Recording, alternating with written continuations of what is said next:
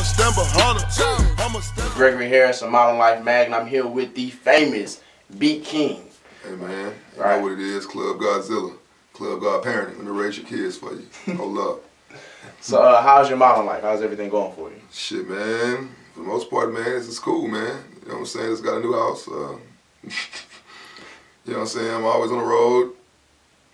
You know what I'm saying? Just, you know, I've been doing this the last 5 years.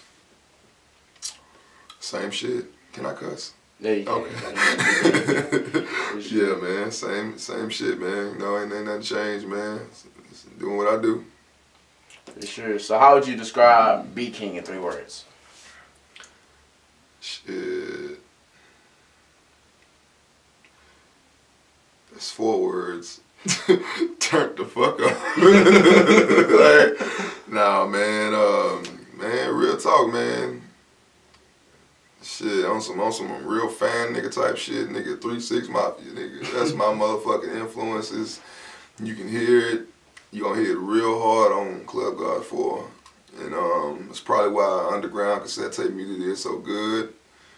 It's my major influence. Like, that's what got me started doing this. You know what I'm saying? So, pretty much. Yeah. For sure. So you started like producing and making music at a young age. You know, I know you went to the Booker T. Washington High School, which is famous high school in Houston, Texas. And like, what inspired you to start producing, and like, how was the Houston scene at that particular time when you started producing? Well, I always liked rap music. I always liked hip hop. You know what I'm saying? So even when I was 10 years old, I was just rapping on a little recorder and bullshit like that. You know what I'm saying? But when I got to the 9th grade, you know what I'm saying, I went to Booker T and I was in the band, you know what I'm saying, because I was always just musically inclined. My mom played the piano at church, so there was always a piano in the house somewhere. So I went to the band.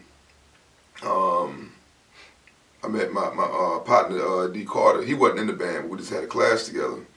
And he could rap so good, you know what I'm saying? He rapped way better than me, you know what I'm saying? And I was like, man, I'm just gonna make all your beats. And I didn't know what that meant. What I said, I just knew he needed beats because he raps so good. And I was like, I'm in a band. My mama got this keyboard from Walmart, you know what I'm saying? Because she practiced playing because she was the choir director. But that keyboard didn't have a sequencer on it and nothing. I couldn't make beats on it. But all I could do was just press keys and have drum patterns in my head, and that's how we really kind of made our first whack ass tape in 9th grade. We just pressing horn patterns, and while he rapping to that, no drums and nothing, just on some real whack shit. But at the time, that's when Swiss Beats was first coming out, so I was really into that old Korg keyboard Swiss Beats sound, the one that's on the first Rough Rider CD. Okay. You hear all the old Swiss Beats, the Jay-Z. He only had like 3 tracks in them old beats, you know what I'm saying? But the old Swiss Beats, it was real simple, right. Hard New York beats, so that's what, you know what I'm saying, I was really on back then. It was Rough Riders and Cash Money in 9th grade. But before then, like, my major influences was No Limit. Okay. You know what I'm saying? A KLC, really real underrated producer, man. He's made so much. I finally met him for the first time last summer in Dallas at the car show. You know what I'm saying? I was just fanned out. And I was like, man, the motherfucking snares you used in No Limit Soldier. Same snares you used in Move, bitch, get out the way for Ludacris. Like, he was like, nah, you know what I'm saying? But yeah, man. But when I met D. Carter, you know what I'm saying, he, you know, his mom bought him a karaoke machine. And that's how we were able to really start recording our songs for real. It wasn't a real studio, but we could have a mic. My mama had bought me a keyboard for my birthday with a sequence on it finally. So I was able to make some whack beats. You know what I'm saying? And I make the beats, so I put them on tape, and then we'll just make our songs on the karaoke machine. But one day he brought a tape to my house, and it was like a great tape. It was Hypnotized Camp Posse. I didn't know what it was back then, but it was a 3-6 Mafia album that came out at the time. He played it, and the intro that came on, I was like, what the fuck? And I guess hence the term Hypnotized Minds. It was over from there. I was like, that's how I started rapping like, making beats like, the hi-hats, all that. You know what I'm saying? So when I met D. Carter, that's when I figured out what I was gonna do. For sure. You know what I'm saying? He worked for Pharrell now. You know what I'm saying? Yeah, he I think designed something for I Am Other or something, the thing that Pharrell got going on right now. So you know he doing big things right now. Well, that's great to hear. That's great to hear. So along with you spotted out Hypnotized Minds, which is 3 6 Mafia. 3 6 Mafia plays an important role into the way your music is delivered now. Oh yeah. What other artists from like the South, including 3 6 Mafia, inspired your sound? No Limit, of course. Masterpiece, you know, Sick the Shock of Harlem, and that whole No Limit movement. That's my middle school life. You know what I'm saying? No Limit Soldiers, like it was no limit all day. You know what I'm saying? With that, you got the 90s Timberland and Missy era. I love that. The Genuine, Aaliyah, the Timberland, Missy, Player, the whole group, because they all was jamming. You know what I'm saying? You know, from there, and you get into high school, you know what I'm saying, you got Cash Money and Rough Riders, you know what I'm saying? That's the type of shit I was on. Like I'm from Houston, but I listened to shit from everywhere, you know what I'm saying? Like, Kiki, like, I remember ninth grade, Kiki dropped, I think, Lifestyles of, I can't think of the name of that motherfucker, when he wearing the white hat with the white suit, that classic album. And while everybody was jamming that, I was jamming Project Pat's album. And I was like, I like Kiki too, but the same message that everybody probably getting from Kiki, I'm getting that same message from Project Pat. You know what I'm saying? And that's the Mr. Don't Play album, right? Yeah, Mr. Don't Play, that was, yeah, you know what I'm saying? But I was jamming Kiki too, don't get it fucked up. But, you know, to me, I was always a beats guy, you know what I'm saying? At 3-6, the beats always got me, you know what I'm saying? So, you know what I'm saying, I love H-Town music, but I think that what made me stand out so hard when I first came out was I had the most energy. Everybody turned up now. Sauce Twins, motherfucking, niggas just turned up now. You know what I'm saying? But 2009, 2010, Dallas was turned up, and H-Town we was still on that lean and shit, you know what I'm saying? But, like, that's, yeah, man, No Limit, the Timberland era, Cash Money, Rough Riders, yeah, man, that's the early influences. For sure. Okay, so as you said, you mentioned Dallas, and Dallas has also played a very pivotal role into the way your music is delivered nowadays. Do you think they play a major influence in how you deliver music now compared to then? No, back then it was, the club culture they had was very tough.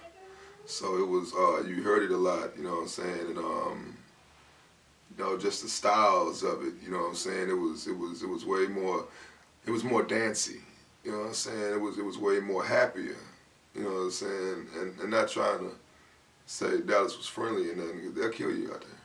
But it was way more, it was happier. Now I don't think Dallas want to dance no more now. Just the vibe I get from all the rappers, I fuck with everybody out there. And everybody's on some street shit now, you know what I'm saying? They trying to get their street movement moving out there, so, you know, you still got dance hits like Third Ass in the Circle and shit, you know, but for the most part, Dallas, the music vibe has changed out there. And that's just me on the outside looking in, because I'm always out there. You know what I'm saying, so. For sure, pretty for much. sure. You had a successful year in 2014. There's a lot of things that happened during that year, but what has been the most craziest thing that happened in 2014 for you? My mixtape turned up. You know what I'm saying? I think last year I turned into a real mixtape artist. You know what I'm saying? I always dropped projects, and that was really just to get all the songs that I made out that group of time, out at one time. But that the underground cassette tape music, that was like the biggest accomplishment I've had so far. And that's really just what a month sounds like. We made that in a month. You know what I'm saying? Me and Gangsta, we did some emailing motherfuckers. You know what I'm saying? I sent her the beat, she sent it back, I do this, she sent me something. You know what I'm saying? But I understand her musically. You know what I'm saying? I know what she sound good on. You know what I'm saying? I've studied their whole shit, you know what I'm saying? So, made that in a month, and people loved it. You know what I'm saying? Everybody waiting for part two, and part two gonna be insane. For sure, for sure. So how do you guys link up between one another? She heard about me from some DJs in London. She was like, I know I had to fuck with you because I found out about you from some niggas in London. You know what I'm saying? Like, and that's why I be trying to tell people, don't get it fucked up with me. A lot of people think I'm local because they bitch ass never leave. Shit, I'm on the radio all over the South. I have a real big following in the UK, London, Brazil. Shout out to Louis Brodinski, breaking my music out there in Brazil. I got fans all over the world, especially through the internet. You know, you can talk to them, and yeah, it'll be, you know, they'll fucking Snapchat me videos of them jamming my music, and it'd be these beautiful buildings in the background, and I'm like, damn, man, you're in Dubai. It's just insane, you know what I'm saying? So like through the internet, you know, you can really build a fan base and touch a large amount of people all over the world, man. But like, what was the? Yeah, that was the biggest accomplishment. You know what I'm saying? That underground cassette tape music so far. We just dropped that 3 months ago. You know what I'm saying? I'm still juiced up off that. I'm still, publications still find about me because, like I say, I've been who I've been regionally for 5 years. You know, Texas, Louisiana, Mississippi, Missouri, Oklahoma, Kansas. You know, for the most part, they know who I am. But, you know, the rest of the country and the world is finding out. You know what I'm saying? So, pretty much. For sure. So along with that, that hardcore, you know, kind of gangster music that you profound yourself with, gangster stripping music, much to say, who you think has more riskier lyrics, you or Pimp C? Oh man, Pimp, man. You know, I haven't been around long enough for people to see all different angles of me. Okay. You know, so I'm really only risky in one, you know what I'm saying, way right now. Pimp would say anything about anything. You know what I'm saying? Because he had years for you to know. You know what I'm saying? Really, right now, I can just say some crazy shit about a bitch. And they're like, man, that Beatking crazy. And with Pimp C, go off on gay people.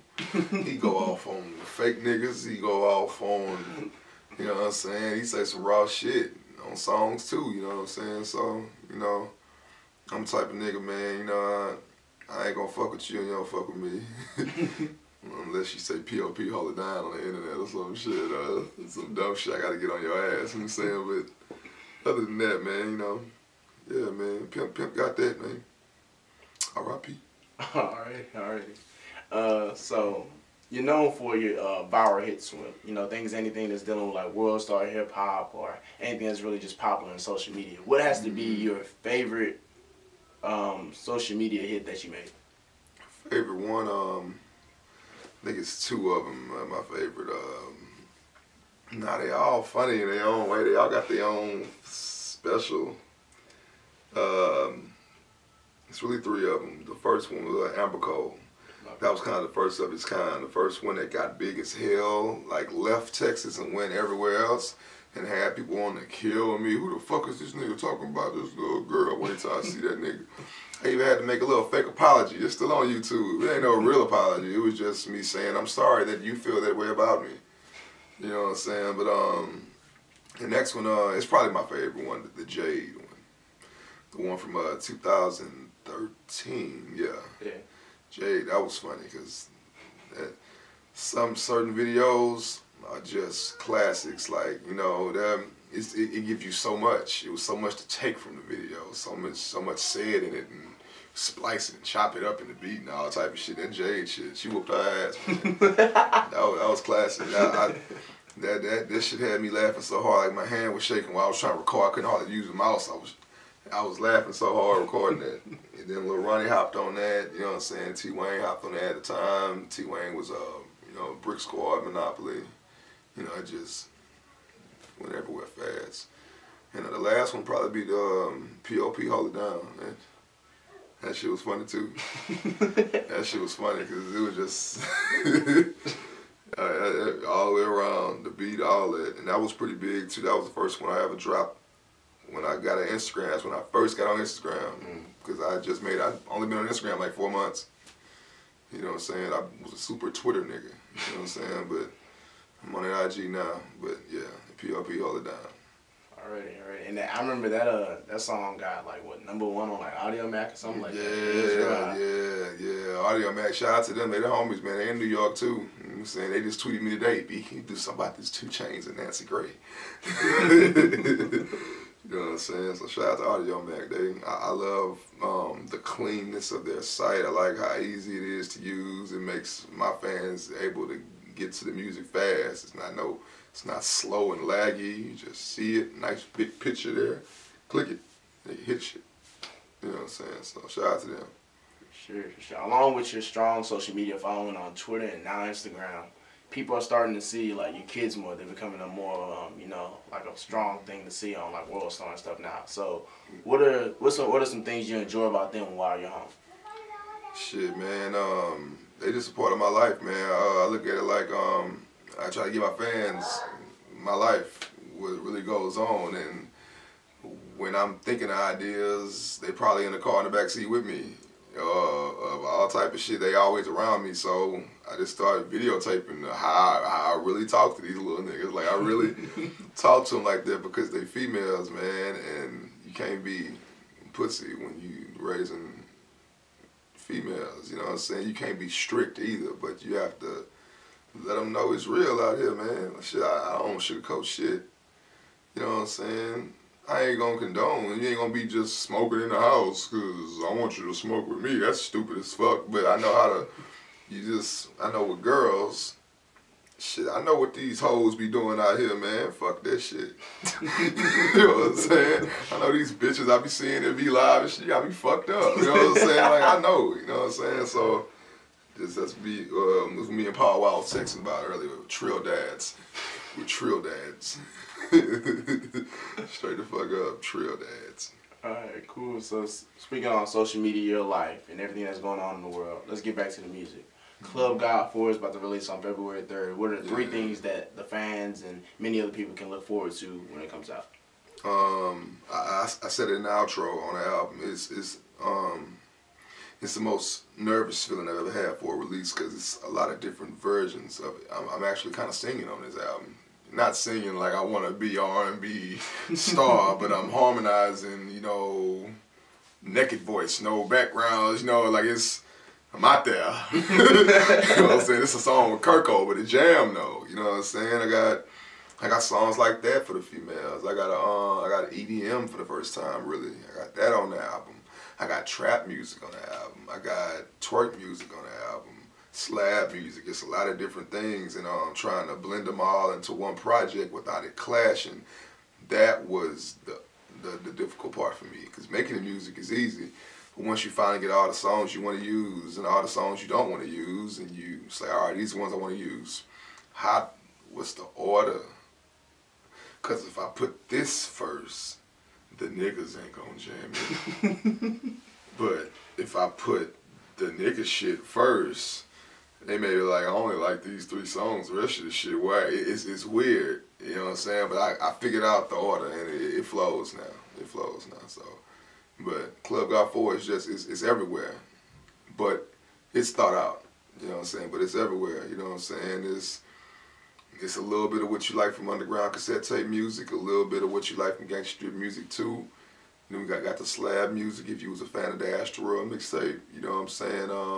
Got the twerk shit for the Day One fans, you know what I'm saying?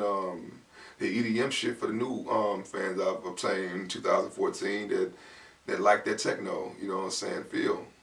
You know what I'm saying? Like I've always been a big fan of techno. My favorite techno group is Neophyte. You know, like real talk, look them up, they crazy. You say that EDM shit go in that same pocket with techno, it's the same shit. Dubstep, all that. The synths, the lead noises being used in it, just, they found a way to put 808s behind that shit and made some rap drums behind that techno shit, so now it's becoming more, you know what I'm saying, mainstream, because techno was really some underground shit in the 90s, in the early 2000s. You had to be a real nerd to be on some techno shit. They found a way to modernize it, so. For sure. And my final question is, what are 3 things you want to accomplish in 2015? 3 things. Number 1, I want to live on that TV. It's about time. You know what I'm saying? That's the only thing I just really haven't accomplished yet. It's because I haven't really gave a fuck. Every weekend I'm doing shows all over the country. I just never really cared about being on MTV Jams or nothing like that. But I'm doing that this year because you have people who go to clubs and that's all they do. And if they hear you in the clubs, then they hear you. You got people who listen to the radio and that's all they do. But they don't go to clubs. So if you ain't on the radio, then they don't hear you. And there's some people who don't listen to the radio or go to the club. All they do is watch TV. So if they don't see you on TV, then they don't know you. So really you have to make sure you have yourself on all those things so that all those different groups of people can hear you all at the same time. And you know, so I plan on being on TV a lot more this year. Second thing is just traveling more not just for shows, traveling to put more work in around places where the buzz not maybe as strong. You know what I'm saying? For the most part, last year I built 2 fan bases. I've had the day one, the ratchet, the hood niggas and the hood bitches and all that. But as of last year, I also built a white underground fan base. And for the most part, those 2 fan bases don't know each other. Right. You know what I'm saying? Some of them do though. I call them super fans. You know what I'm saying? But they don't know they both exist. So really just making sure that they both know, hey, I'm a fan. I am a fan. Let's be fans together. And that's how your fan base grows. You know, you never really know how big you are because you may have a fan in Maine somewhere or in New Hampshire, but they don't know. They think they're the only person that know about you. So they don't tell nobody, but they jam your shit every day. They like, man, they think they the only ones exist.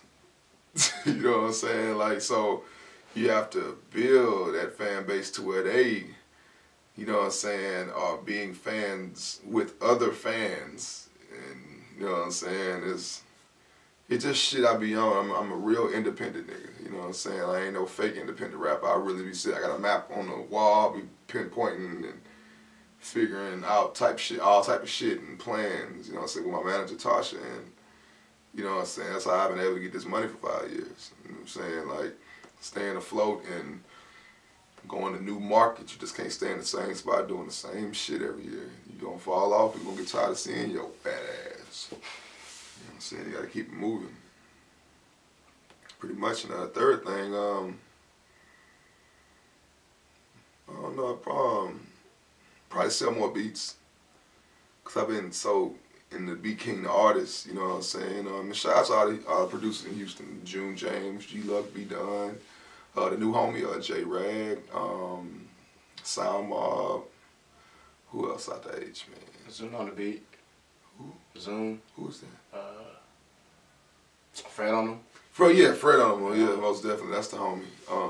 And shout out to my little homie, Ray Hunter from Port Arthur. He made the beat to Stop, you know what I'm saying? That's another Texas Hammer dude, you know what I'm saying? Texas Hammer, that's production company me and Just Fresh started, you know what I'm saying? And basically like how they got 808 Mafia and ATL. We just finna be mobbed up like that out here. And shout out to the homie Sergeant J, he in Texarkana. He a beast, he made the beat to Rambunctious with Riff Raff and Danny Brown, so. Yeah, man, just probably to sell more beats, get on my beat shit, because my name is Beatking, but I don't just be selling them like I used to, because I don't be having time to make them like I used to. That's pretty much it, though. For sure, man. Thank you for your time. Already, man. Shit, y'all know who it is, your boy B King Kong, aka Club Godzilla, and you are now rocking with Modern Life Mag, man. Do what you like and live your modern life. I used to give a fuck, but then I stopped.